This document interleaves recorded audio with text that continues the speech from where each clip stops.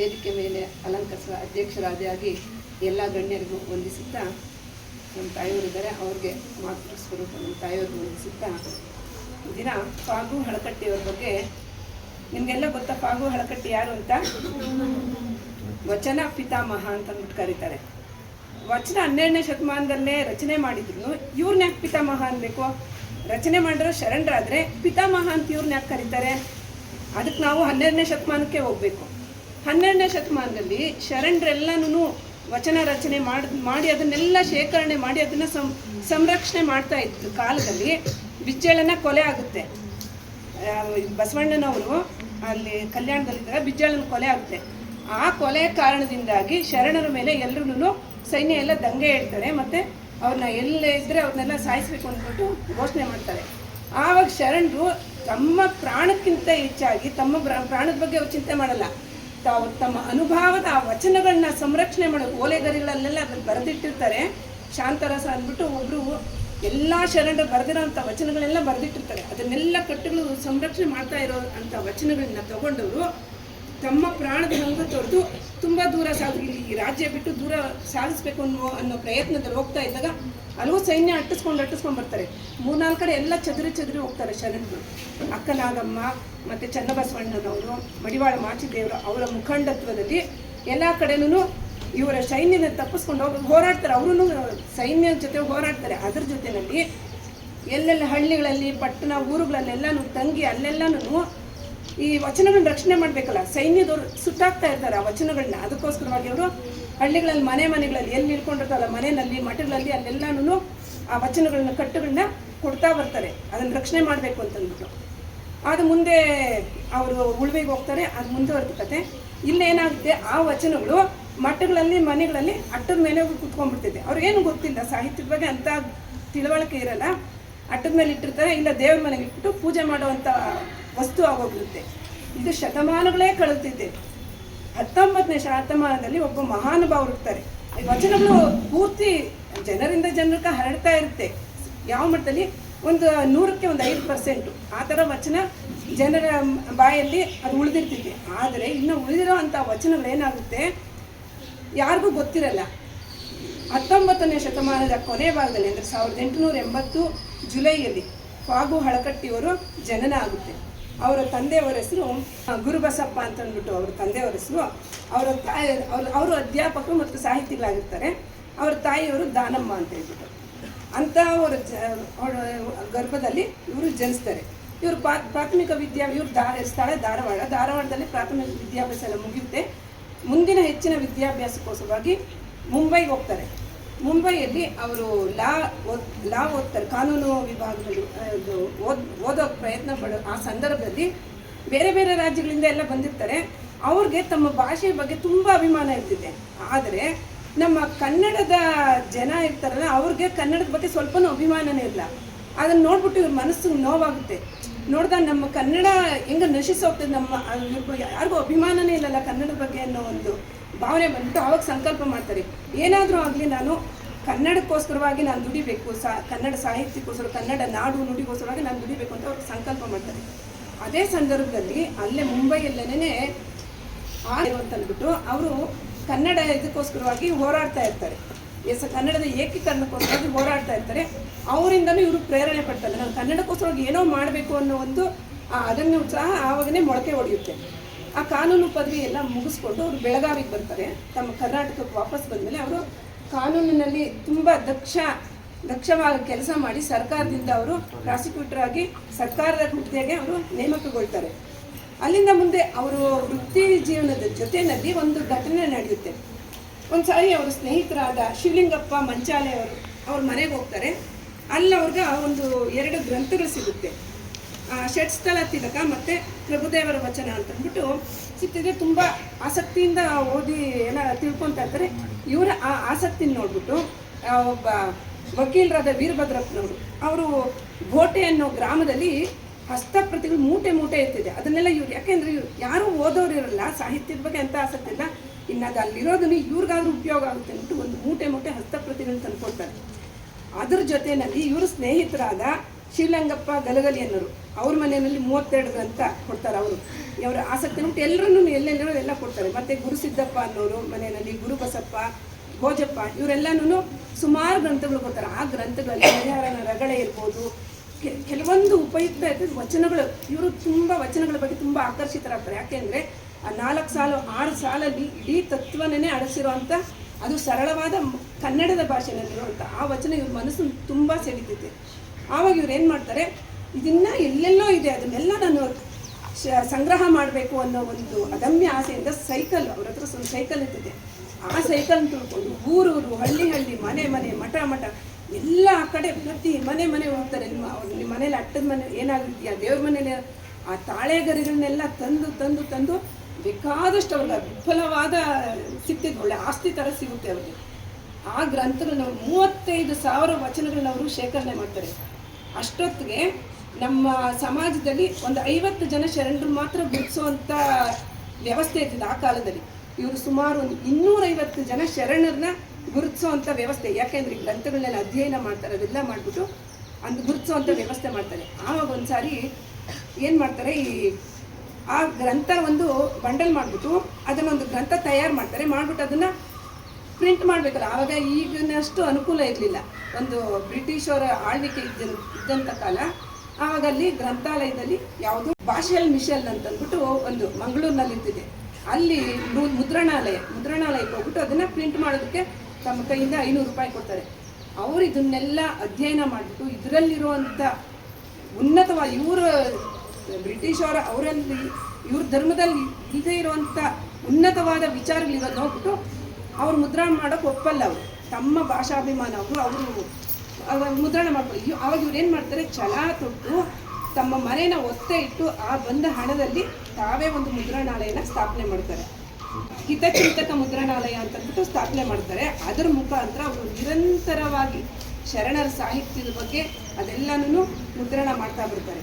ಅದರಲ್ಲಿ ಅವರು ಶಿವಾನುಭವ ಮಾಸಿಕ ಪತ್ರಿಕೆ ಅಂತಲೂ ಪ್ರಾರಂಭ ಮಾಡ್ತಾರೆ. ಅದರಲ್ಲಿ ಅದನ್ನು 35 ವರ್ಷಗಳ ಕಾಲ ಕನ್ನಡ ಪತ್ರಿಕೆ, ಅದು ಒಂದು ಹೆಗ್ಗಳಿಕೆ. ಅದು 35 ವರ್ಷ ಸತತವಾಗಿ ಅದು ನಿರಂತರವಾಗಿ ಅದರ ಮುಖಾಂತರ ಅದನ್ನು ಪ್ರಕಟಣೆ ಮಾಡ್ತಾರೆ. ಅದರ ಮುಖಾಂತರ ಅವರು ಪ್ರಭುದೇವರ ವಚನಗಳು, ಶಬ್ದಕೋಶ, ಹರಿಹರ ರಗಳೆ, ಶೂನ್ಯ ಸಂಪಾದನೆ, ಈ ಥರ ಸುಮಾರು ಪತ್ರಿಕೆಯನ್ನು ನಡೆಸ್ತಾ ಬರ್ತಾರೆ. ಅವ್ರು ಅಷ್ಟೇ ಮಾಡಲ್ಲ, ಅದ್ರ ಜೊತೆ ಆ ಸಾಹಿತ್ಯದ ಜೊತೆನಲ್ಲೇ ಸಮಾಜದ ಅನೇಕ ರಂಗಗಳಲ್ಲಿ ಅವರು ಸೇವೆಯನ್ನು ಸಲ್ಲಿಸ್ತಾರೆ. ಅದರಲ್ಲಿ ಇದು ಜನರ ಸಂಘಟನೆ ಆಗ್ಬೋದು, ಕೃಷಿ, ನೇಕಾರಿಕೆ, ಮತ್ತು ಶ್ರೀ ಸಿದ್ದೇಶ್ವರ ಬ್ಯಾಂಕ್ ಸಹಕಾರ ಬ್ಯಾಂಕ್ ಅಂತ ಸ್ಥಾಪನೆ ಮಾಡ್ತಾರೆ. ಮತ್ತು BLD ಅಂತಂದ್ಬಿಟ್ಟು ವಿದ್ಯಾಸಂಸ್ಥೆನ ಸ್ಥಾಪನೆ, ಅದು ಮೊನ್ನೆ 100 ವರ್ಷ ಪೂರೈಸಿದ ಆ ಸಂಸ್ಥೆ ಮೊನ್ನೆನೇ. ಅಂತ ಇಂತಿಂಥ ಒಳ್ಳೆ ಉನ್ನತವಾದ ಕೆಲಸಗಳನ್ನೆಲ್ಲ ಮಾಡ್ತಾರೆ. ಇವ್ರಿಗೆ ಈ ಥರ ಮಾಡಬೇಕಾದ್ರೆ ಬೇಕಾದಷ್ಟು ಪ್ರಶಸ್ತಿಗಳು ಬರ್ತಿದೆ. ಅದನ್ನು ಮುಖ್ಯವಾಗಿ ಗಮನಿಸಬೇಕು ಅಂತಂದರೆ 1956ರಲ್ಲಿ ಕರ್ನಾಟಕ ವಿಶ್ವವಿದ್ಯಾಲಯ ಡಾಕ್ಟರೇಟ್ ಪ್ರಶಸ್ತಿ ಕೊಡ್ತಾರೆ. ಮತ್ತು ಭಾರತ ಸರ್ಕಾರದಲ್ಲಿ ಆ ಕಾಲದಲ್ಲಿ ರಾವ್ ಬಹದ್ದೂರ್ ಅಂದರೆ ದೊಡ್ಡ ಇದು ಉನ್ನತವಾದ ಅದು ಒಂದು ಪ್ರಶಸ್ತಿ, ಅದು ರಾವ್ ಬಹದ್ದೂರ್ ಅಂತಂದು ಬಿರುದು ಕೊಡ್ತಾರೆ ಅವರಿಗೆ. ಮತ್ತು ಬಳ್ಳಾರಿನಲ್ಲಿ ಕನ್ನಡ ಸಾಹಿತ್ಯ ನಾವು ಸಮ್ಮೇಳನ ನೋಡ್ತಾ ಇದ್ದಿಲ್ಲ, 1926ರಲ್ಲಿ ಬಳ್ಳಾರಿನಲ್ಲಿ 12ನೇ ಕನ್ನಡ ಸಾಹಿತ್ಯ ಪರಿಷತ್ತಿನ ಅಧ್ಯಕ್ಷರಾಗಿ ಆಯ್ಕೆ ಆಗ್ತಾರೆ. ಮತ್ತು 1920ರಲ್ಲಿ ಮುಂಬೈ ವಿಧಾನ ಪರಿಷತ್ನ ಸದಸ್ಯರಾಗಿ ಆಯ್ಕೆ ಆಗ್ತಾರೆ ಇವರು. ಮತ್ತು ಇವರು ವ್ಯಕ್ತಿತ್ವನ ಗುರುತಿಸಿದಂಥ ಹಲವಾರು ಜನ, ಇವರು ಎಂಥ ವ್ಯಕ್ತಿತ್ವ ಅಂದರೆ ಇವ್ರ ಮನೆ ಬಾಗಿಲೇ ಬರ್ತಾರೆ. BM ಶ್ರೀಕಂಠ ನಿಮಗೆಲ್ಲ ಗೊತ್ತಾ? ನಿಮ್ಮ ಪದ್ಯಗಳೆಲ್ಲ ಕೇಳಿಲ್ವಾ ನೀವು? ನಿಮ್ಮ ಪುಸ್ತಕದಲ್ಲಿ ಬಂದಿರ್ತೈತೆ BM ಶ್ರೀಕಂಠಯ್ಯ ಅಂತಂದು, ಕುವೆಂಪು ಅವರು ಒಂದ್ಸಾರಿ ಬಿಜಾಪುರಕ್ಕೆ ಬರ್ತಾರೆ. ಅವರು ಬಿಜಾಪುರಕ್ಕೆ ಬಂದಾಗ ಅಲ್ಲಿನವರೆಲ್ಲನೂ ಯಾವುದೋ ಕೆಲಸದ ಮೇಲೆ ಬಂದಿರ್ತಾರೆ. ಗೋಳ ಗುಮ್ಮಟ ನೋಡೋದಕ್ಕೆ ಬನ್ನಿ ಅಂತ ಕರೆದಾಗ, ಇಲ್ಲ ನಾನು ವಚನ ಗುಮ್ಮಟ ನೋಡಬೇಕು ಅಂತಾರೆ. ಬಿಜಾಪುರದಲ್ಲಿ ಯಾವ್ದು ವಚನ ಗುಮ್ಮಟ ಅಂದರೆ ಹಳಕಟ್ಟಿಯವ್ರನ್ನ ವಚನ ಗುಮ್ಮಟ ಅಂತ ಕರೀತಾರೆ. ಅಂದರೆ ಅವ್ರು ಮಾಡಿರೋ ಸಾಧನೆ ಇಂಥ ದೊಡ್ಡ ವ್ಯಕ್ತಿಗಳು ಗುರುತಿಸಿರ್ತಾರೆ. ಮತ್ತು ಒಂದು ಸಾರಿ ಜಯಚಾಮರಾಜ ಒಡೆಯರು ರಾಜ್ಯಪಾಲರಾಗಿರ್ತಾರೆ, ಮೈಸೂರಿನ ರಾಜ್ಯಪಾಲರಾಗಿರ್ತಾರೆ. ಅವರು ಇಲ್ಲಿ ಬಂದಾಗ ಬಂದು ಇವ್ರ ಮನೆಗೆ ಬಂದ್ಬಿಟ್ಟು ಇವ್ರು ಹೂವು ಹಣ್ಣು ಕೊಟ್ಬಿಟ್ಟು ಸನ್ಮಾನ ಮಾಡಿಬಿಟ್ಟು ನಮಸ್ಕಾರ ಮಾಡಿ ಹೋಗ್ತಾರೆ. ಯಾಕೆ ಮಹಾರಾಜರು ಇಂಥ ವ್ಯಕ್ತಿತ್ವನ ಗುರುತಿಸ್ಬೇಕು ಅಂದರೆ ಅವರಿಂಥ ಸಾಧನೆ ಮಾಡಿ ಹೋಗಿದ್ದಾರೆ. ಅದರ ಜೊತೆಗೆ ಇವರು ತಮ್ಮ ಕೆಲಸ ಮಾಡುವಾಗ ತಮ್ಮ ಈ ಸಾಧನೆ ಮಾಡಬೇಕಾದ್ರೆ ಅವ್ರಿಗೆ ಯಾವುದೇ ಹೊರಗಿಂದ ಹಣ ಆದಾಯ ಬಂದಿರಲಿಲ್ಲ. ತಮ್ಮ ಸ್ವಂತ ದುಡಿಮೆಯಿಂದ ಸ್ವಂತ ಖರ್ಚಿಂದ ಅವರು ಮನೆ ಮೇಲೆ ಸ್ನಾನ ಮಾಡಿ ಬ್ಯಾಂಕಲ್ಲಿ ಅಡವಿಟ್ಬಿಟ್ಟು ಅವರು ದುಡ್ಡು ತಂದು ಮುದ್ರಣಾಲಯ ಇವೆಲ್ಲನೂ ಸ್ಥಾಪನೆ ಮಾಡಿರ್ತಾರೆ. ಆ ಬ್ಯಾಂಕ್ ಅವ್ರು ಏನು ಮಾಡ್ತಾರೆ, ಮುಟ್ಟುಗೋಲು ಹಾಕ್ಬಿಟ್ಟು ಅವ್ರು ಒತ್ತಡ ತರ್ತಾರೆ, ಅದನ್ನು ಮನೆ ಬಿಡಿಸ್ಕೊಬೇಕು ಇಲ್ಲಾಂದರೆ ಕೊಟ್ಬಿಡ್ತೀರಿ ಅಂತ. ಇದನ್ನು ಗುರುತಿಸಿದ್ದಾರೆ ಸಿರಿಗೆರೆ ತರಳಬಾಳು ಶ್ರೀಗಳವರು. ಅವಾಗೆಲ್ಲ ಹುಣ್ಣಿಮೆ ಕಾರ್ಯಕ್ರಮ ಅಂತ ಮಾಡ್ತಾ ಇರ್ತಾರೆ. ತರಳಬಾಳು ಹುಣ್ಣಿಮೆ ಕಾರ್ಯಕ್ರಮಕ್ಕೆ ಇವ್ರನ್ನ ಕರೆದುಬಿಟ್ಟು ಅವ್ರ ಮಠದಲ್ಲಿದ್ದ ಚಿನ್ನದ ಪದಕನ ಕೊಟ್ಬಿಟ್ಟು, ನೋಡಪ್ಪ ನೀನು ಇದನ್ನ ತಗೊಂಡು ಮಾರ್ಬಿಟ್ಟು ನಿನ್ನ ಮನೆ ಬಿಡಿಸ್ಕೊ ನೀನು ಅಂತಂತಾರೆ. ಎಂಥ ವ್ಯಕ್ತಿತ್ವ ಅವ್ರದ್ದು.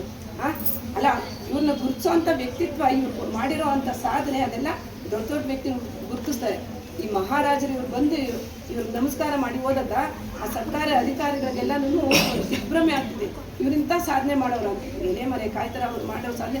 ಇವತ್ತು ನಾವೆಲ್ಲ ವಚನಗಳೆಲ್ಲ ಕೇಳ್ತಾ ಬರ್ತಾ ಇದ್ದೀರಿ. ಆದರೆ ಅದಕ್ಕೆಲ್ಲನೂ ಆ 12ನೇ ಶತಮಾನ ಶರಣರೆಲ್ಲನೂ ಅವರು ಮಾಡಿರೋ ಅಂಥ ಸಾಧನೆನ ಮತ್ತೆ ಅದನ್ನು ಕ್ರೋಢೀಕರಿಸಿ ಮತ್ತು ಜನಸಾಮಾನ್ಯ ಎಲ್ರಿಗೂ ತಲುಪುವಂಥ ಕೆಲಸ ಮಾಡಿದ್ರು ಬಾಬು ಹಳಕಟ್ಟಿಯವರು.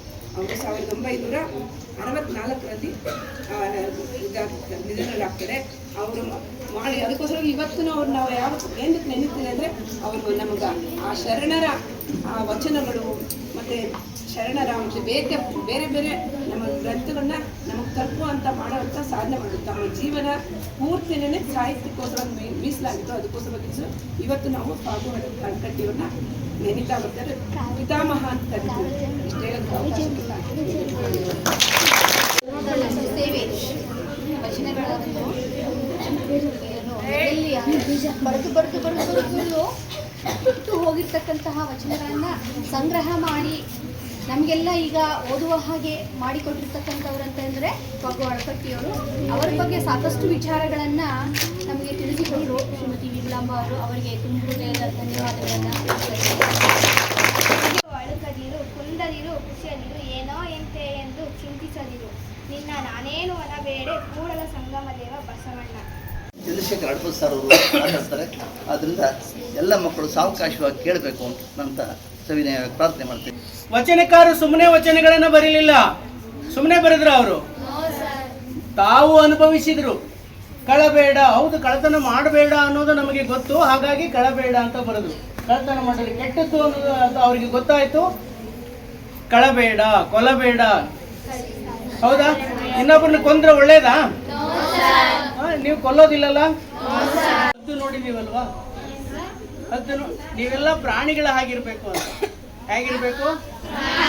ಪ್ರಾಣಿ ಪಕ್ಷಿಗಳ ಹಾಗಿರ್ಬೇಕು ಅಂದ್ರೆ ನೀವು ಸಾಧನೆ ಮಾಡಕ್ಕಾಗತ್ತೆ ಅಂತ. ಸಿಂಹ ನೋಡಿದ್ದೀರಾ? ಮಾತಾಡಿಸಿದ್ದೀರಾ? ಇಲ್ಲ, ಮುಟ್ಟಿಲ್ಲ ಕೂಡ. ಸಿಂಹ ಏನ್ ಮಾಡುತ್ತೆ ಬೇಟೆ ಆಡ್ಬೇಕಾದ್ರೆ? ಸಿಂಹಾವಲೋಕನ ಅಂತ ಒಂದು ಪದ ಇದೆ. ಅಂದ್ರೆ ಪೂರ್ತಿಯಾಗಿ 35 ಡಿಗ್ರಿ ಅದು ಒಂದ್ಸಾರಿ ನೋಡುತ್ತೆ, ಆಮೇಲೆ ಹೋಗುತ್ತೆ. ಹಾಗೆ ನೀವು ಹಿಂದಿನ ಪಾಠವನ್ನು ಓದಿ ಮುಂದಕ್ಕೆ ಹೋಗಿ ಅನ್ನೋದು ಅದು ಉದಾಹರಣೆ. ಹೌದಾ? ನೀವು ಹಾಗೆ ಆ ಥರ ಏನಾದ್ರು ಮಾಡಿದ್ದೀರಾ? ಸಿಂಹಾವಲೋಕನ ಮಾಡಿಲ್ಲ. ಮಾಡಿದ್ರೆ ನೀವು ನಿಜವಾಗ್ಲೂ ಇವತ್ತು ಇದ್ದಿದ್ದಕ್ಕಿಂತ ನಾಳೆ ಹೆಚ್ಚು ಮಾರ್ಕ್ಸ್ ತಗೊಳ್ತೀರಿ. ಹಾಗೆ ಬಕಪಕ್ಷಿಯನ್ನು ನೋಡಿದ್ದೀರಾ? ನೀರಲ್ಲಿ ನಿಂತಿರುತ್ತೆ. ಹೌದಾ? ಒಂದೇ ಕಾಲಲ್ಲಿ ಹಿಂಗೆ ನಿಂತಿರುತ್ತೆ, ಗಬಕ್ಕಂತ ಮೀನು ಹಿಡ್ಕೊಳ್ಳುತ್ತೆ. ಅಷ್ಟು ಅದು ಏಕಾಗ್ರತೆ ಅಷ್ಟಿರ್ಬೇಕು. ಏನಿರ್ಬೇಕು? ಆ ಬಕಪಕ್ಷಿಯ ಹಾಗೆ ಏಕಾಗ್ರತೆ ಇರಬೇಕು. ಹೌದಾ? ಆಮೇಲೆ ರಣಹತ್ಯೆ ಏನ್ ಮಾಡುತ್ತೆ ಅಂದ್ರೆ, ಎಷ್ಟೋ ದೂರದಲ್ಲಿರ್ಲಿ ಅದು ಆಕಾಶದಲ್ಲಿ ಇರುವೆ ಕೂಡ ಕಾಣಿಸುತ್ತೆ. ಅಷ್ಟು ಸೂಕ್ಷ್ಮವಾಗಿ ಗಮನಿಸಬೇಕು ಅಂತ.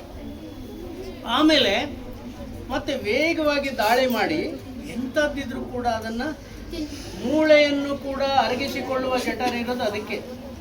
ಮೂಳೆಯನ್ನು ಅರಗಿಸಿಕೊಳ್ಳುವ ಜಠರ ಇರೋದು ಯಾರಿಗೆ? ಹಾಗೆ ಎಂಥ ಕಠಿಣವನ್ನು ಕೂಡ ನೀವು ಅರಗಿಸಿಕೊಂಡ್ರೆ ನೀವು ಯಶಸ್ವಿ ಆಗ್ತೀರಿ ಅಂತ.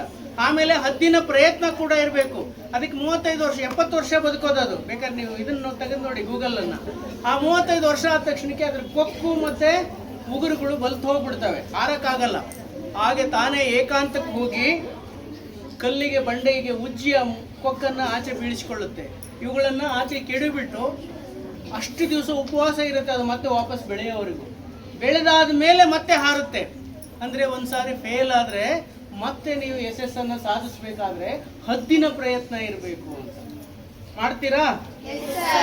ಅಥವಾ ಅವ್ರಿವ್ರು ನೋಡೋದಾಗುತ್ತೆ ಬರೀ? ಇಲ್ಲ, ನೀವೇ ಸ್ವತಃ ಪ್ರಯತ್ನ ಮಾಡಬೇಕು, ಅಂದಾಗ ಯಶಸ್ಸು ಸಾಧಿಸ್ತೀರಿ ಅಂತ ಹೇಳಿ 12ನೇ ಶತಮಾನದ ಹಂತಕ್ಕೆ ಬಂದಾಗ ಧರ್ಮದ ವಿಚಾರಗಳು, ಜೀವನದ ವಿಚಾರ, ಬದುಕಂದ್ರೆ ಏನು, ಮನುಷ್ಯನ ಮಾನವೀಯ ಮೌಲ್ಯಗಳಂದ್ರೆ ಏನು ಅನ್ನುವಂಥದ್ದನ್ನು ಪ್ರತಿಯೊಬ್ಬರಿಗೂ ತಿಳಿಬೇಕು ಅನ್ನುವಂಥ ಉದ್ದೇಶದಿಂದ ಜನರ ಆಡು ಮಾತಿನಲ್ಲಿ, ಜನರು ದೈನಂದಿನ ಜೀವನದಲ್ಲಿ ಬಳಸುವಂಥ ಮಾತಿನಲ್ಲಿ ಆ ವಿಚಾರಗಳು ತಿಳಿಬೇಕು ಅನ್ನುವಂತಹ ಆಶಯವನ್ನು ಹೊಂದಿರತಕ್ಕಂತಹ ಮಹಾನ್ ಶರಣರು, ಶಿವಶರಣರು ತಮ್ಮ ಅನುಭವಗಳನ್ನು ಅವರು ಸಾರಿ ಹೇಳಿ ಹೋಗ್ತಾರೆ. ಅನುಭವ ಮಂಟಪವನ್ನು ಸ್ಥಾಪನೆ ಮಾಡ್ತಾರೆ. ಅದರ ಒಂದು ಅಧ್ಯಕ್ಷತೆ ವಹಿಸಿಕೊಂಡಿರ್ತಕ್ಕಂತಹ ಗುಹೇಶ್ವರ ಅಂಕಿತ ನಾಮದ ಅಲ್ಲಮಪ್ರಭು ದೇವರ ಒಂದು ಮಾರ್ಗದರ್ಶನದಲ್ಲಿ ಒಂದು ಶ್ರೇಷ್ಠವಾದಂಥ ಸಾಮಾಜಿಕ ಕ್ರಾಂತಿನೇ ಆಯಿತು, ಬದಲಾವಣೆನೇ ಆಯಿತು. ಎಷ್ಟೋ ವರ್ಷಗಳ ಹಿಂದೆ ನಡೆದಂತಹ ಆ ವಿಚಾರಗಳು, ಮೌಲ್ಯಗಳು ಈಗ ಏನು ಈಗಿನ ವಿಜ್ಞಾನ ಯುಗದಲ್ಲಿ ಕ್ವಶನ್ ಮಾರ್ಕ್ ಅಂತ ಏನು ಹೇಳ್ತಿದ್ದೀವಿ, ಆ ಕ್ವಶನ್ ಮಾರ್ಕನ್ನೇ ನಾವು ಮುಂದೆ ಇರಿಸ್ಕೊಂಡು ಹೇಗೆ ಇರಬೇಕು, ಏನನ್ನು ಹೊಂದಬೇಕು ಅನ್ನುವಂಥದ್ದು ನಾವು ಹೇಳ್ತಕ್ಕಂಥದ್ದು. ಹಾಗಾಗಿ ಮತ್ತು ಹಾಗೆ ಹೇಳಬೇಕಾದ್ರೆ ಆಗೋದಿಲ್ಲ. ನಾವು ಎಲ್ಲರೂ ಹೇಳಿದಾಗೆ ಒಪ್ಕೊಳ್ಳೋಕೆ ಸಾಧ್ಯ ಇರೋದಿಲ್ಲ. ಯಾಕೆ ಅವ್ರೇನು ನನಗೆ ಹೇಳೋದು ಅನ್ನುವಂಥ ಒಂದು ಅಹಮ್ಮು, ಬಿಂಕ ಅದು ನಮ್ಮನ್ನು ಕಾಡ್ತಾ ಇರ್ತದೆ. 12ನೇ ಶತಮಾನದ ವಚನ ಸಪ್ತ ವಿಚಾರಗಳು ಹೇಳುವಂಥ ಏನು ಆ ವಚನದ ಸಾಲುಗಳಿದೆಯಲ್ವ, ಅದನ್ನು ಕೊನೆಯ ಅಂತರಂಗ ಶುದ್ಧಿ, ಬಹಿರಂಗ ಶುದ್ಧಿ ಅನ್ನುವಂಥದ್ದನ್ನು ಕೂಡಲ ಸಂಗಮನನ್ನು ಒಲಿಸುವ ಪರಿ ಅಂತ ಹೇಳದೇ ಇದ್ದಿದ್ರೆ ಆವಾಗ ಜನ ಇದನ್ನು ಒಪ್ಕೊಳ್ತಿರ್ಲಿಲ್ಲ. ನಮಗೆ ಧರ್ಮ, ದೇವರು ಅನ್ನುವಂಥ ಸಹಜವಾದಂಥ ಒಂದು ಭಯ, ಭಕ್ತಿ, ಗೌರವ ಭಾವನೆ ಇದೆ. ಅಂಥ ಗೌರವ ಭಾವನೆ ಸನಾತನದಿಂದನೂ ಸಹಿತ ನಮ್ಮಲ್ಲಿ ಮೂಡ್ಕೊಂಡು ಬಂದಿರತಕ್ಕಂಥದ್ದು ಈ ಮಣ್ಣಿನ ಗುಣ. ಅದು ನಮ್ಮ ದೇಹನೇ ದೇಗುಲವಾಗಿಸ್ಕೊಂಡು, ನಮ್ಮ ಕಾಲನ್ನೇ ಕಂಬವಾಗಿಸ್ಕೊಂಡು, ಶಿರವನ್ನೇ ಹೊನ್ನ ಕಳಶವಾಗಿರ್ತಕ್ಕಂತಹ ರೀತಿಯಲ್ಲಿ ನಾವೆಲ್ಲ ಅಂತರಂಗ ಬಹಿರಂಗ ಶುಚಿಯಾಗಿ, ಶುದ್ಧವಾಗಿ ಅರಿವಿನ ಕಡೆಗೆ ಸಾಗಬೇಕು. ಆ ಅರಿವು ಹೊಂದಿದ್ರೆ ಜಗತ್ತನ್ನು ಗೆಲ್ಲೋಕೆ ಸಾಧ್ಯ ಆಗ್ತದೆ. ಅರಿವು ಇಲ್ಲ ಅಂತಂದರೆ ನಾವು ಏನನ್ನೂ ಸಹಿತ ಸಾಧನೆ ಮಾಡೋಕ್ಕೆ ಸಾಧ್ಯ ಇಲ್ಲ. ಹಾಗಾಗಿ ಅರಿವು ಬರಬೇಕಾದ್ರೆ ಸೋಮೇಶ್ವರ ಅವರು ಸಹಿತ ಅದನ್ನೇ ಹೇಳ್ತಾರೆ. ಪುಲಿಗೆರೆ ಸೋಮನಾಥರು ನಮ್ಮ ಪದ್ಯದಲ್ಲಿ ಅದನ್ನೇ ಹೇಳ್ತಾರೆ. ಕೆಲವೊಮ್ಮೆ ಬಲ್ಲವರಿಂದ ಕಲಿತು, ಕೆಲವೊಮ್ಮೆ ಶಾಸ್ತ್ರಂಗಳ ಕೇಳುತ್ತಮ್, ಕೆಲವೊಮ್ಮೆ ಆಳ್ಪವರ ಕಂಡು, ಕೆಲವೊಮ್ಮೆ ಸುಜ್ಞಾನದಿಂ ನೋಡುತ್ತಮ್, ಕೆಲವೊಮ್ಮೆ ಸಜ್ಜನ ಸಂಘದಿಂದ ಅರಿಯಲ್ ಸರ್ವಜ್ಞನಪ್ಪಂ ನರಂ ಫಲವಂ ಪಳ್ಳ ಸಮುದ್ರವೈ ಹರಹರ ಶ್ರೀ ಚೆನ್ನ ಸೋಮೇಶ್ವರ ಅಂತೇಳಿ. ಹಾಗಾಗಿ ಈ ಅರಿವು ಅನ್ನುವಂಥದ್ದು ಹೇಗೆಲ್ಲ ಬರ್ತದೆ, ಅರಿವು ಬರಬೇಕಾದ್ರೆ ನಾವು ಹೇಗೆ ಇರಬೇಕು ಅನ್ನುವಂತಹ ಆ ಸಂದೇಶಗಳನ್ನು ಈ ವಚನ ಸಾಹಿತ್ಯದ ಸರಳ ರೂಪದಲ್ಲಿ, ಸರಳವಾಗಿ ಹೇಳ್ತಕ್ಕಂಥದ್ದು ಈ ಸಾಹಿತ್ಯ ಆಗಿದೆ. ಗತಿಸಿ ಇಷ್ಟು ವರ್ಷಗಳಾದರೂ ಸಹಿತ ಅದು ಇವತ್ತಿಗೂ ಇದೆ ಅನ್ನೋ ರೀತಿಯಲ್ಲಿ ಇವತ್ತಿಗೆ ಮುಗಿಲಿಲ್ಲ. ಇನ್ನೂ ಈ ಪ್ರಪಂಚ ಇರೋವರೆಗೂ, ಆ ಸೂರ್ಯ ಚಂದ್ರ ಇರೋವರೆಗೂ ಅದು ಹಾಗೇನೆ ಅವಿರತವಾಗಿ ಸಾಗ್ತಾನೆ ಇರ್ತದೆ. ಇದು ನಶಿಸಿ ಹೋಗುವಂಥದ್ದಲ್ಲ, ಇದು ಶಾಶ್ವತವಾಗಿರುವಂಥದ್ದು. ಹಾಗಾಗಿ ನಾವೆಲ್ಲ ಸಾಧಕರನ್ನು ನೆನೆಸ್ಕೊಳ್ಳೋದು ಯಾಕೆ ಅಂತಂದರೆ ಅವರು ಅರಿವನ್ನು ಹೊಂದಿದ್ರು, ಸಾಧನೆ ಮಾಡಿದ್ರು. ಸಾಧನೆ ಮಾಡುವಾಗ ಬರೋ ಅಡ್ಡಿ ಆತಂಕಗಳನ್ನೆಲ್ಲ ಎದುರಿಸಿ ಮೆಟ್ಟಿ ನಿಂತರು. ಹಾಗಾಗಿ ನಾವೀಗ ಅವ್ರನ್ನೆಲ್ಲ ನೆನಪಿಸ್ಕೊಳ್ತೀವಿ. ನಮ್ಮ ಹುರುನ್ಮನಗಳಲ್ಲಿ ಅವರನ್ನು ಸ್ಮರಿಸ್ತಾ ಅವರಿಗೆ ನಾವು ಗೌರವವನ್ನು ಸಲ್ಲಿಸ್ತಾ ಇರ್ತೀವಿ. ಇಂತಹ ಸಾಕಷ್ಟು ಘಟನೆಗಳು, ವ್ಯಕ್ತಿಗಳು ನಮ್ಮ ಮುಂದೆಲ್ಲ ಇರ್ತಾರೆ. ಅಂಥವರನ್ನು ನಮ್ಮ ದೈನಂದಿನ ಅಧ್ಯಯನಶೀಲದಲ್ಲಿ ತೊಡಗಿಸ್ಕೊಂಡು ಅಧ್ಯಯನಶೀಲರಾಗ್ತಾ, ಮತ್ತು ಕಲಿಕೆ ಅನ್ನೋದು ಮುಗಿಯುವಂಥದ್ದಲ್ಲ. ನಾವು ದಿನಾಲೂ ಅದನ್ನೇ ಹೇಳ್ತಾ ಇರ್ತೀವಿ. ನಾವು ಇಷ್ಟೆಲ್ಲ ಪದವಿ ಪ್ರಮಾಣ ಪತ್ರಗಳು, ಗೋಲ್ಡ್ ಮೆಡಲ್ ಪಡೆದಿದ್ರು ಕಲಿಕೆ ಅನ್ನೋದು ಮುಗಿಯೋದಿಲ್ಲ. ಜೀವನದ ಉದ್ದಕ್ಕೂ ಸಹಿತ ಕಲಿಕೆ ಅನ್ನೋದು ಇದ್ದೇ ಇರ್ತದೆ. ಹಾಗಾಗಿ ಅರಿವಿನ ದಾಹಿಗಳು ನಾವು ಆಗಬೇಕು. ಅರಿವನ್ನು ಪಡ್ಕೊಳ್ಳುವಂಥ ಹಸಿವು ನಮಗೆ ಸಿಗಬೇಕು. ಮತ್ತು ಶ್ರೇಷ್ಠವಾದಂಥ ಗುರಿ ಆ ಹದ್ದಿಗೆ ಯಾವ ರೀತಿ ಗೋಚರಿಸ್ತಕ್ಕಂಥ ರೀತಿ ಇತ್ತೋ ಹಾಗೆ ನಮಗೆ ಒಂದು ನಮ್ಮ ಜೀವನದ ಗುರಿ ಸದಾ ಗೋಚರಿಸ್ತಾ ಇರಬೇಕು ಮತ್ತು ನಮ್ಮನ್ನು ಯಾವಾಗಲೂ ಎಚ್ಚರಿಸ್ತಾ ಇರಬೇಕು. ಅದಕ್ಕೆ ಲೋಕದ ಡೊಂಕನ್ನು ನಾವು ತಿದ್ದೋದು ಬೇಡ, ಲೋಕದ ಡೊಂಕನ್ನು ತಿದ್ದೋದು ಬೇಡ. ನಮ್ಮ ಮನವನ್ನು ಸಂತೈಸ್ಕೊಳ್ಳೋಣ, ನಮ್ಮ ತನವ ಸಂತೈಸ್ಕೊಳ್ಳೋಣ. ನೆರೆಯವರ ಮನೆಗೆ ಅಥವಾ ಮನಸ್ಸಿಗೆ ಅಳುವವರನ್ನು ಮೆಚ್ಚೋದಿಲ್ಲ ಕೂಡಲ ಸಂಗಮ ದೇವ ಅನ್ನೋ ಹಾಗೆ ನಮ್ಮನ್ನು ನಾವು ಸುಧಾರಣೆ ಆಗಿಬಿಟ್ರೆ, ನಮ್ಮನ್ನು ನಾವು ಸುಧಾರಣೆ ಮಾಡ್ಕೊಂಡ್ಬಿಟ್ರೆ ನಮ್ಮ ಸಮಾಜ ಸುಧಾರಣೆ ಆಗ್ತದೆ, ನಮ್ಮ ಊರು ಸುಧಾರಣೆ ಆಗ್ತದೆ, ನಮ್ಮ ದೇಶ ಅಭಿವೃದ್ಧಿ ಆಗ್ತದೆ, ಹಿರಿಯರು ಕಂಡ ಕನಸು ನನಸಾಗ್ತದೆ ಅನ್ನೋದರಲ್ಲಿ ಯಾವುದೇ ರೀತಿಯಾದಂಥ ಎಳ್ಳಷ್ಟು ಅಳುಕನ್ನು ನಾವು ಇಟ್ಕೊಳ್ಳೋದು ಬೇಡ ಅಂತ ಅರಿವಿನ ದಾರಿಯಲ್ಲಿ ನಾವೆಲ್ಲ ಸಾಗೋಣ. ಈ ಒಂದು ಕಾರ್ಯಕ್ರಮ ಅರ್ಥಪೂರ್ಣವಾಗಿ ನಡೆಸ್ಕೊಡೋದಕ್ಕೆ ಕಾರಣೀಕರ್ತರಾಗಿರ್ತಕ್ಕಂತಹ ಮತ್ತು ನಿಮಗೆಲ್ಲ ಈ ನಾವು ಕಳೆದ ಒಂದು ಕಾರ್ಯಕ್ರಮದಲ್ಲಿ ಸಹಿತ ನಿಮಗೆಲ್ಲ ವಿದ್ಯಾರ್ಥಿಗಳಿಗೆ ಓದೋದಕ್ಕೆ ಬರೆಯೋದಕ್ಕೆ ನಿಮಗೆ ನೋಟ್ಬುಕ್ಗಳ ಸಹಕಾರವನ್ನು ನೀಡಿದಂಥ ದಾನಿಗಳು ಮಾತೃಸ್ವರೂಪಿಣಿ ಈ ಕಾರ್ಯಕ್ರಮದಲ್ಲಿ ಕುಳಿತಿದ್ದಾರೆ. ಅವರಿಗೆ ನನ್ನ ವೈಯಕ್ತಿಕವಾದಂತಹ ಶಿರಸಾಷ್ಟಾಂಗ ನಮಸ್ಕಾರ ಸಲ್ಲಿಸ್ತಾ ಮತ್ತೊಮ್ಮೆ ತಮ್ಮೆಲ್ಲರ ಜೋರ